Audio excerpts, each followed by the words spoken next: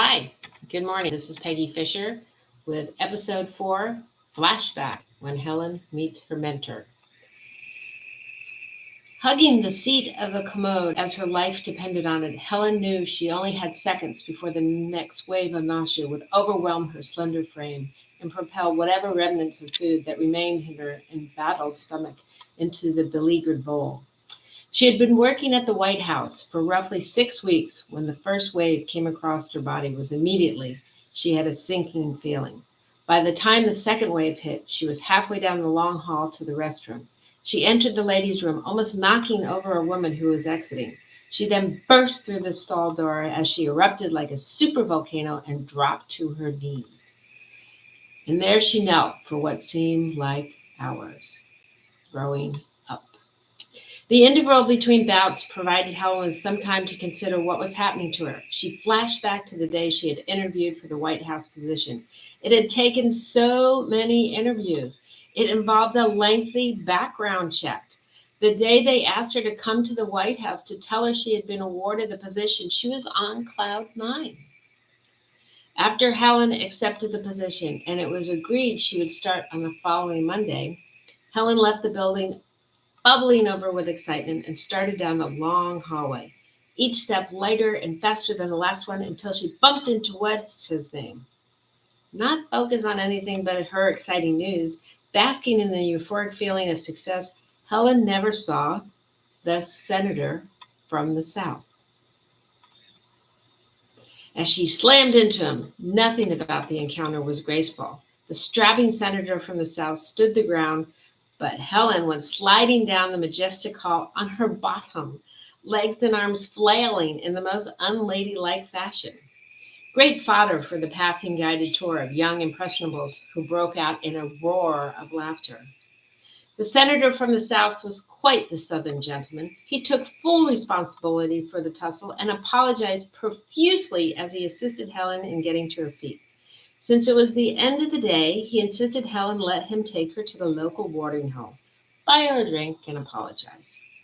Having just accepted the job of a lifetime and taking into consideration the senator's deep, crystal blue eyes, Helen accepted the invitation. Still clinging to the commode, Helen thought groggily about the day not so long ago when she had the fortuitous encounter with the senator from the South. Could this moment be the consequence of that encounter?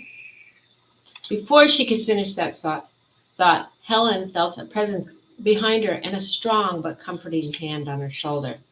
Helen wasn't scared, but she was curious as to who was behind her in the bathroom stall. Helen turned to see a very small but impeccably dressed older woman bending over her. Helen was sure she was pregnant. Her emotions were assaulting her: fear, doubt, anger, regret, but also surprise. Surprise because she was on birth control. How could this be happening now? She had the job of her dreams, was on the road to building a meaningful career, to making a difference. For reasons she couldn't explain, Helen felt comfortable confiding her predicament to this stranger. She told the woman everything.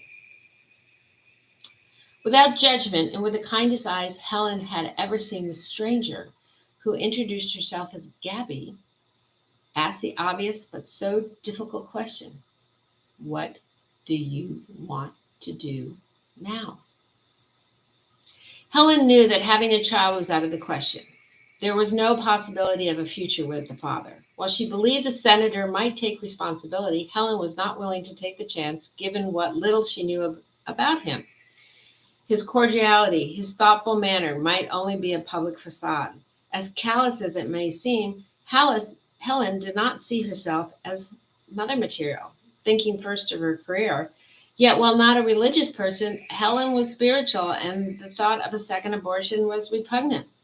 If she continued with the pregnancy, with the idea of putting the baby up for adoption, being so new on the job, would the White House support her or fire her? If her predicament became known and she had an abortion, would the White House support her? There was ongoing controversy surrounding the topic of abortion rights, particularly in the conservative Senate and the Supreme Court. During her first term, the president had had been successful in carrying a number of interim elections to her side of the aisle, but not nearly enough. The Supremes were relatively young and bearing some sort of scandal. None were going anywhere anytime soon. Further, going through a pregnancy alone was not for the faint of heart. Helen knew this from an acquaintance who had done so, but who had close friends to support her. Helen didn't have such a circle of friends. Usually a decisive person, Helen had no idea what she was going to do. Gabby, sensing Helen's indecision, intervened, took Helen's hand, and told her that she would take care of everything.